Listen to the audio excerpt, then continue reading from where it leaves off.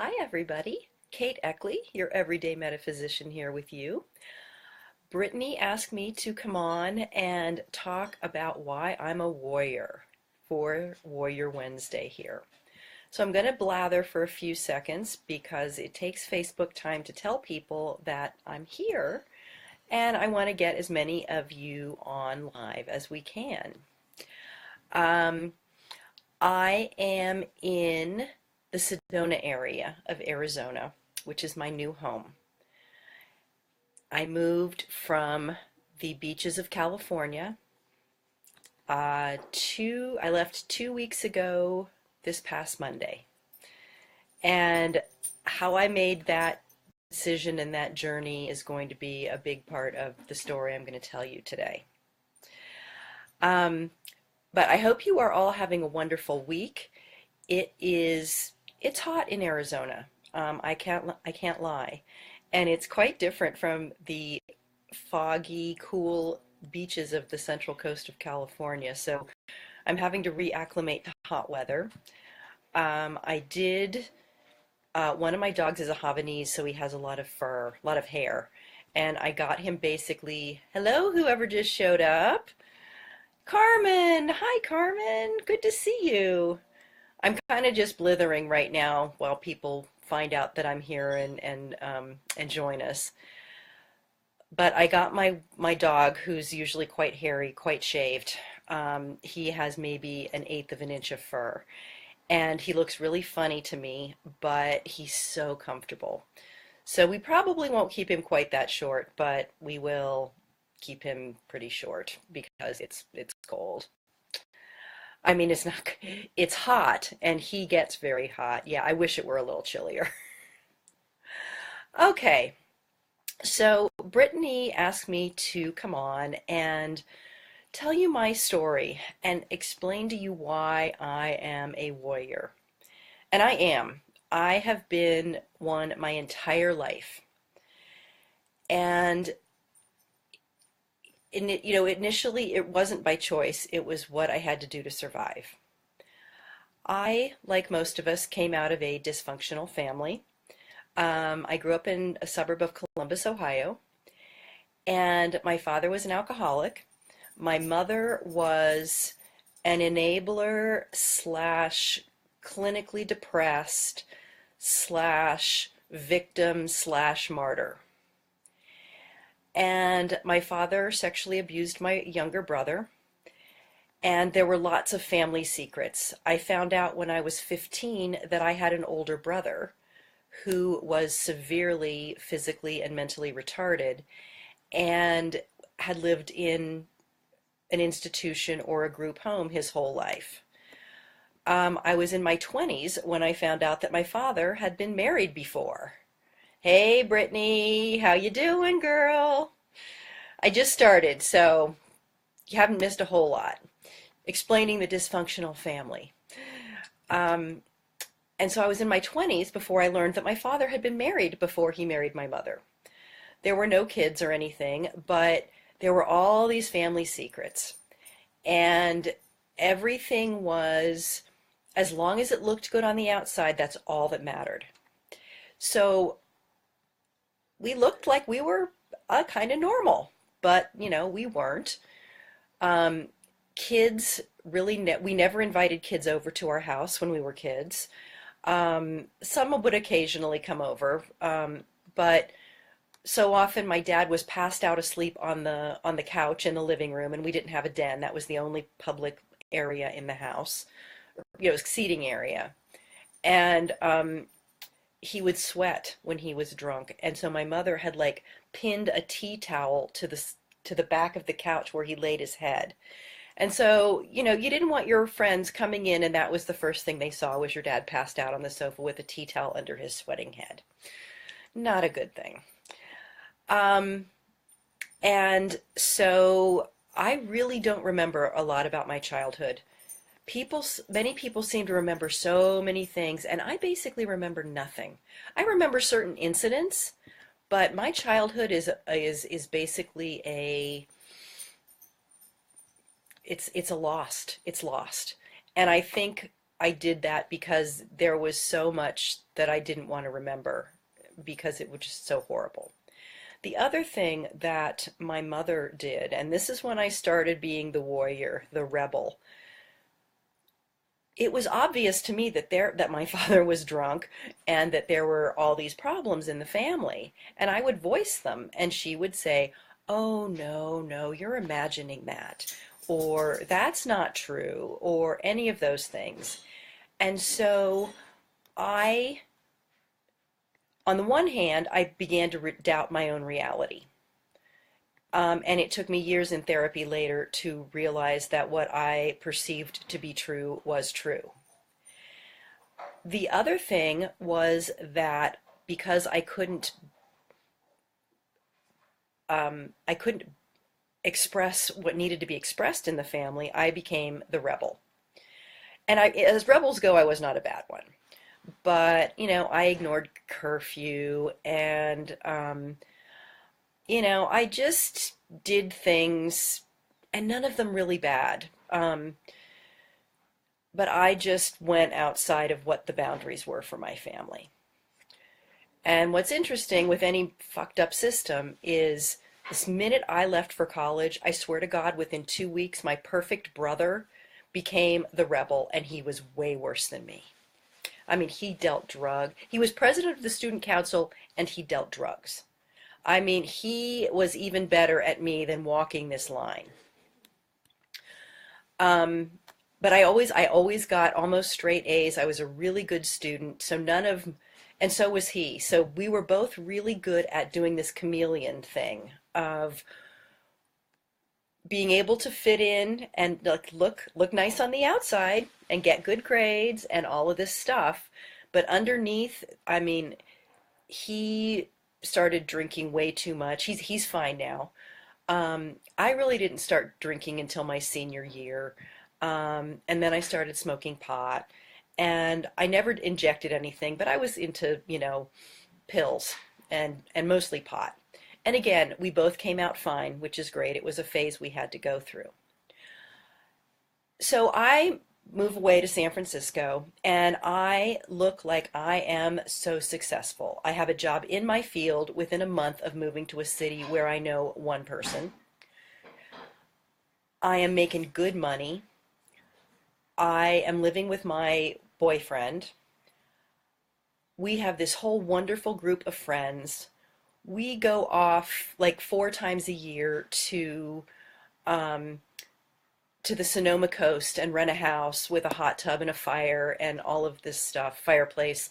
And we are living the life of Riley. I had lots of friends from work I did things with.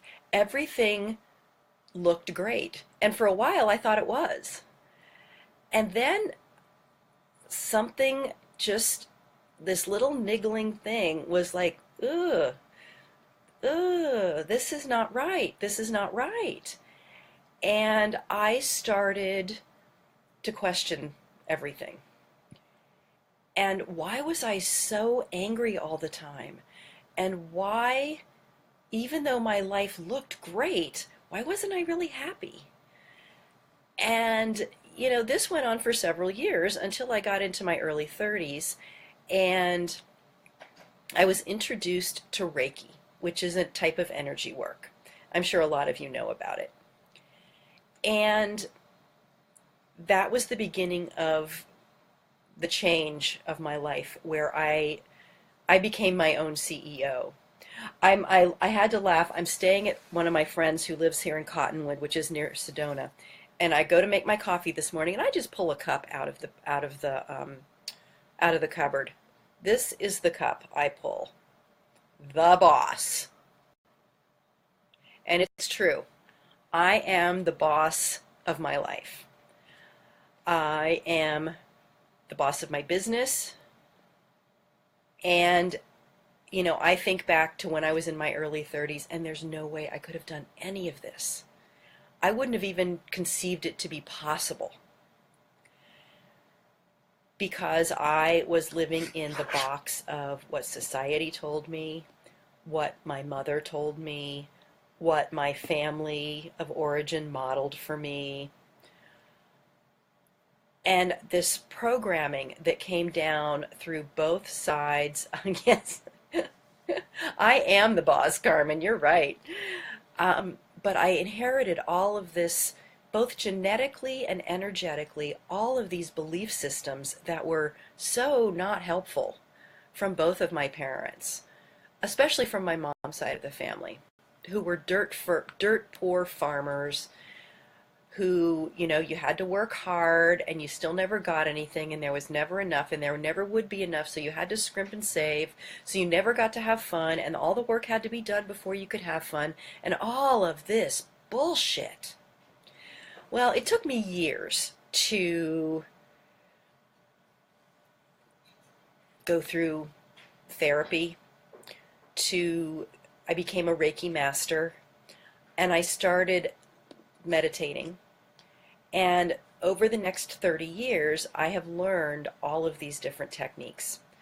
Um, and I became a certified Jin Shin Jitsu practitioner. As I said, I'm a Reiki master teacher. I am a certified intuitive reader and healer. Um, I am a certified tarot reader. I do all of these things. And I learned them all over this period of 30 years. And most of it I did because I needed I needed the help. It was stuff I needed to learn. And the more of these things I learned, and the more I became, what's the word I want? I stopped caring what people thought. I never cared too much what people thought of me, but I really don't care what anybody thinks of me. Because I know I have learned, I have meditated, I have done all this healing both for myself and with other people, where I know I'm the shit, man. I am smart, I am wise, I am a great teacher. I know a lot of stuff. And it's all stuff I can teach to other people. And that's what I do now. Again, if you'd have asked me in my 20s or early 30s, you know, would you ever be a teacher or a healer? I would have said no fucking way. Um, I didn't have the patience. I expected everything to be done my way because I needed to be in control, because I had no control of my life, actually, in reality at that time. But I have completely become a different person. And people that have known me my entire life are just, like, who are you? I changed so much that I changed my name. Um, my birth name is Alicia Catherine Eckley, and I went by Alicia for 50 some years. And a few years ago, I was living in the Bay Area, San Francisco Bay Area, and it was just like, I'm not this person. I am not Alicia anymore. So I changed my name to Kate, which is a short version of my middle name. And because I was so not the same person. And several people who had known me had said, I've always wanted to call you Kate, but that wasn't your name. I'm like, well, it was. You kind of figured it out before I did. So anyway, so to kind of illustrate my warrior spirit, I'm going to give you a short story about my life in the past year. So I was living in Morro Bay, which is a little beach town near San Luis Obispo on the Central California coast. I was renting an adorable little 2-bedroom, 1-bath, 1960s original beach cabin 4.5 blocks from the beach. I had a little garden for my dogs. I was, a 5-minute drive from downtown Morro Bay. I could walk to the beach in about 10 minutes. Thank you, Carmen. I love you too. And the owner decided to sell it. And if I could have bought it, I would have. But I couldn't. I didn't have the money. And I didn't, it needed a lot of work. And prices in Morro Bay are ridiculous. They were asking $429,000 for a two-bedroom, one bath, um, single family home on a tiny lot that needed foundation work. It needed new plumbing. It needed new electrical. It needed to be completely refurbished. So I had to move. And finding a home in Morro Bay with pets, I had two dogs and a parrot, is very difficult, especially when your budget is limited. So I couldn't find a place to live. And I couch surfed slashed lived in my car from the middle of July until the end of December. I didn't have a home. My stuff was all in storage, and I couldn't make money to save my soul. My business was completely in the toilet. And it sucked. It really, really, really sucked. Now, I'd been homeless once before, and lived in my car. So this was not a new experience, and I had a lot of awareness of how to do it better now. And I had a lot more support because I had friends who would let me sleep on their couch, and I had daycare where I could put the dogs occasionally. And I was doing everything I thought was the right thing to do, and I was just stuck, stuck, stuck. Nothing was moving. And then finally, I found a small place in a little town called Cambria, which is about 20 minutes north of Morro Bay. If you ever go to the Central Coast, you have to go to Cambria and Morro Bay. Cambria is kind of an artist colony. It has like 6,600 people. It's really small. It's gorgeous. It's just gorgeous. And I meet the landlady, and we hit it off, and everything is great. So I move in, and a month later, I don't know if she'd always been this way or if she had some kind of break, but my landlady went batshit fucking crazy. She screamed. She lived above me. She screamed. I would be walking out to my car and she would attack me and just start like impugning my integrity and just saying what a horrible person I was. And I'm like, what the fuck? And I'm pretty good at keeping negativity at bay. I know how to protect myself. I know how to protect my space. I know how to clear stuff out of my space. And, I teach people to do this too. But there was just too much. So 2 months after I moved in, I had to move out again. And at this point, I couldn't afford to store all my furniture and everything. So I sold a few things, but I left 90% of what I owned in that apartment and just left it because I couldn't manage it. I couldn't afford a big enough storage place to store it at that point. I was really hurting financially, and I was back to being homeless. Though I didn't really see it as homeless, I saw it as my next adventure. But I kind of used up my couch surfing privileges. So I was living in my car from March, literally until about 2 weeks ago. And it wasn't fun, but I started to understand things, and I realized that I had decisions to make and that I had choices. And so within 6 months or 8 months, I had to decide to give up my home, live in my car, move into a new place and then to move out. The place where I'd had my office where I saw clients, things changed there dramatically, so I had to give up my office because it just wasn't working for me anymore. And now I'm like, what am I going to do with my life? What am I going to do?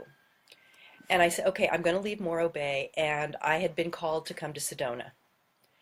And so I came up with this list of prerequisites, like I need this much money in the bank and I want to get an RV so we have somewhere to live and this and this and this and this. And nothing happened. Nothing. I still wasn't making money. I wasn't manifesting anything. I had what I had left of my possessions in a 5x5 storage unit. And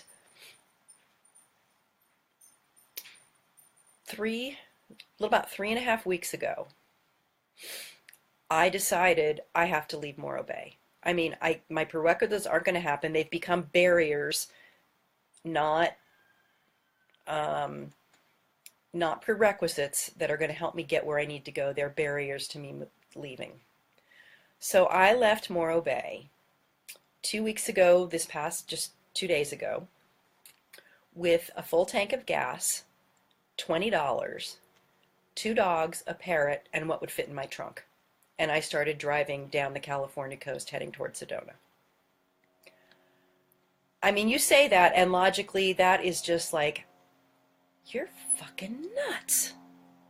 You can't do that. And it's like, well, nothing's working. So yeah, I can. I have to. So within 3 or 4 days of me leaving Morro Bay, I had made more money than I had made in the last 4 or 5 months. I had people wanting to have readings done from me, intuitive readings and tarot readings. I had somebody sign up for my 6-month program and pay me $3,000 in one day. Boom, done. And my whole outlook started to change.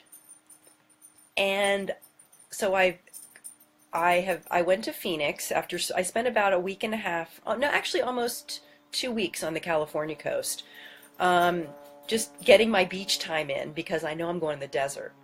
I get to Phoenix and I spend several days there because I have a friend from high school I hadn't seen in 40 years, though we'd kept in touch. And I came to the Sedona area on Sunday, and I stayed with one friend from Morro Bay for a couple days, and now I'm staying with another friend also from Morro Bay for a few days. And I mean, really, who does that kind of shit?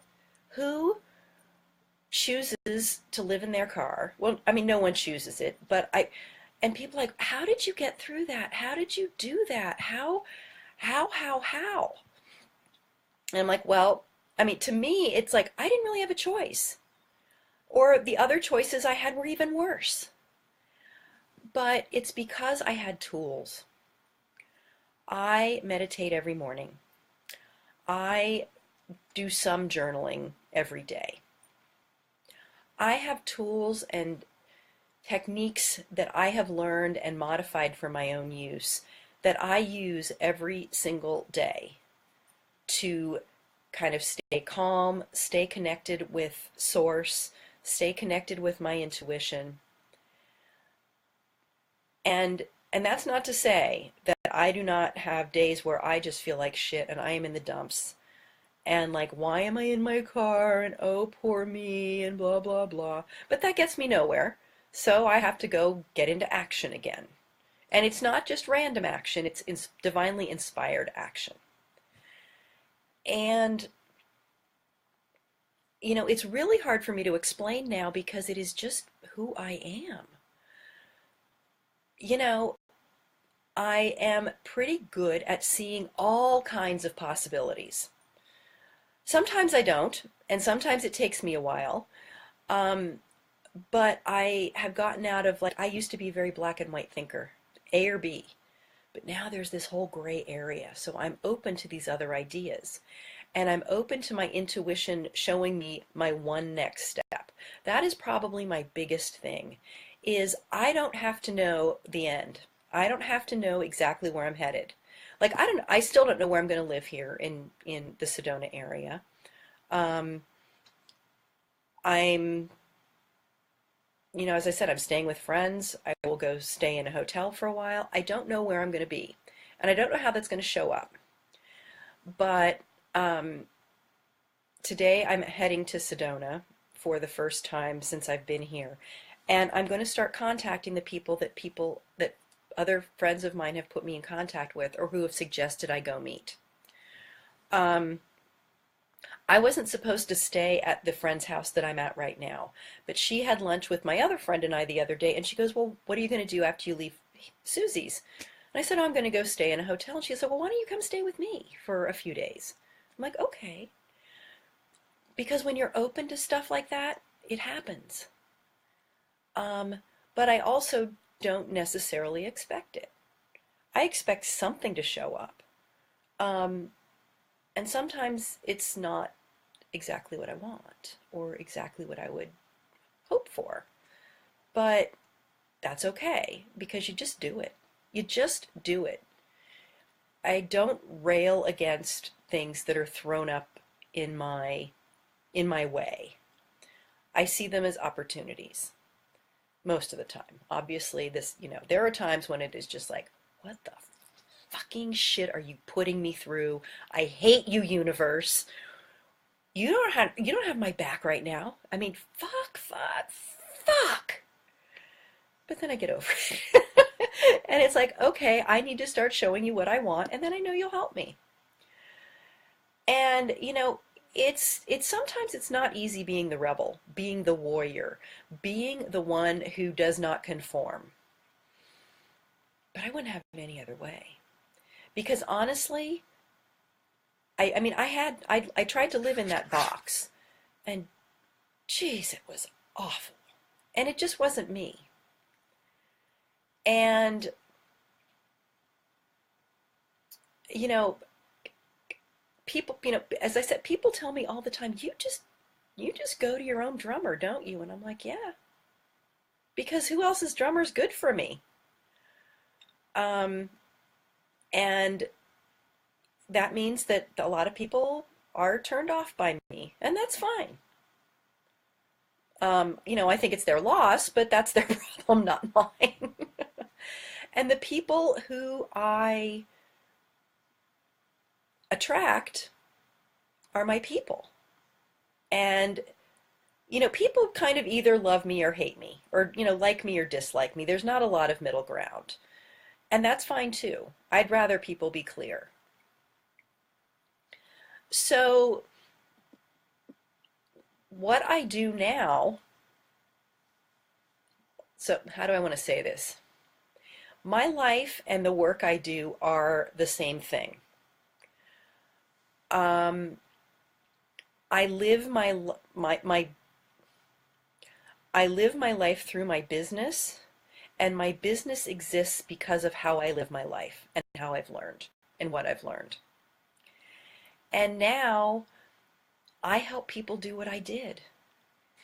I help people become their own authentic self, to rediscover who they really are, what they really want. And a lot of these are women who have lived their lives. A lot of them have been married and have kids, and the kids leave the nest, and it's like, what do I do now? Or they retire, and they're like, what do I do now? Who am I?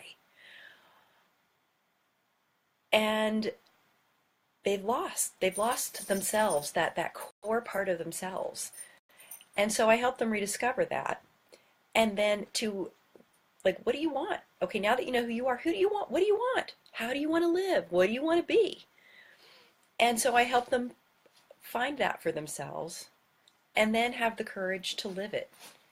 So, I mean, I'm basically teaching people how to do what I did, who want to get out of the box, who know that the box isn't for them. And I'm not saying they have to be exactly like me. That's not it at all. But it's whoever they are. And I hear Brittany talk about how her favorite thing is seeing these people change, and it's my favorite thing too. Either somebody comes in for a reading and you do a reading, do a healing, and they're happy and smiling and ecstatic when they walk out.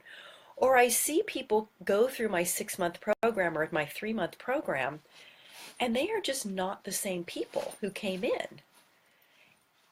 They are so much happier and so much more in touch with themselves and so much more who they are.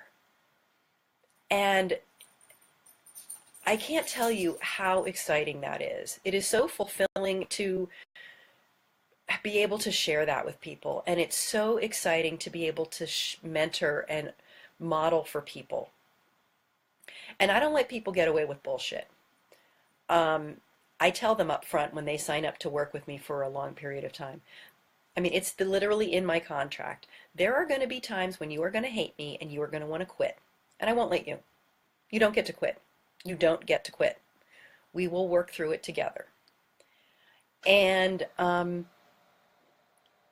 I've highly encouraged them to come, have our sessions even when they are like, I don't want to get out of bed. I feel like shit. And I don't discount that they feel that way. And it's like, fine, come, get on the phone with me or get on Zoom with me anyway. Because, and then we do that like once and they like, oh, oh, okay. And I give them tools to specifically to work through that. And then the next time they feel like shit and don't want to show up, it's easier for them because they know it's going to happen and they learn. Just like I learned. And how we all can learn that we have to keep showing up for our life. And we have to do the things that we have to do to stay on track for ourselves. And to me, that's what being a warrior is.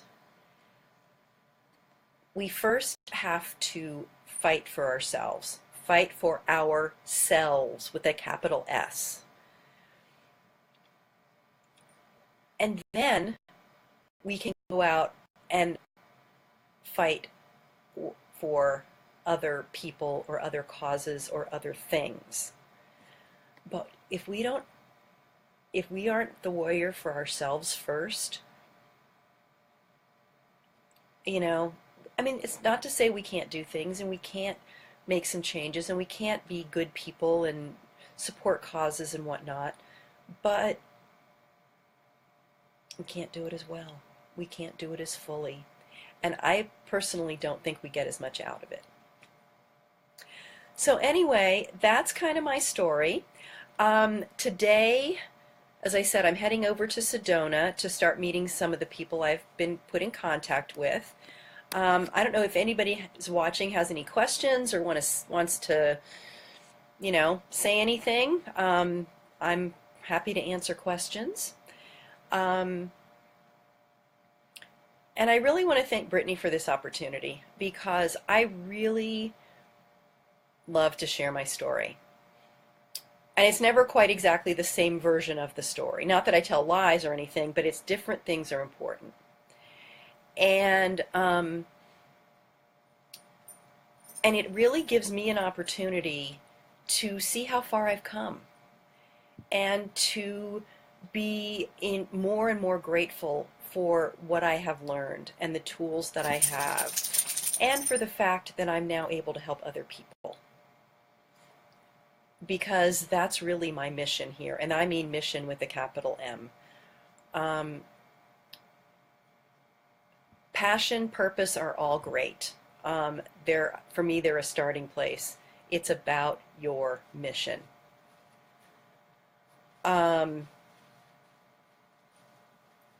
See, I know, Brittany. It's always perfect. As soon as you wrote me this morning and said, "Can you do this?" I was like, "Yes." And then I had to ask a few questions, but I'm like, "Well, duh." Again, it's an opportunity that was put in front of me. Why would I say no? Why would I say no? And we're buddies, and of course I'm gonna do it. It helps you, it helps me, and it helps your people. It's all about how we can help each other.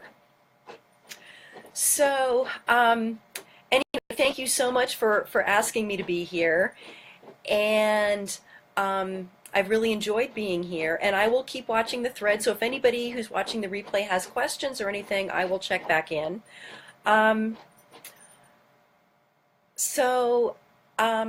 have a great day, have a great week, and go be the warrior for your life, for yourself with a capital S. Take care. Bye.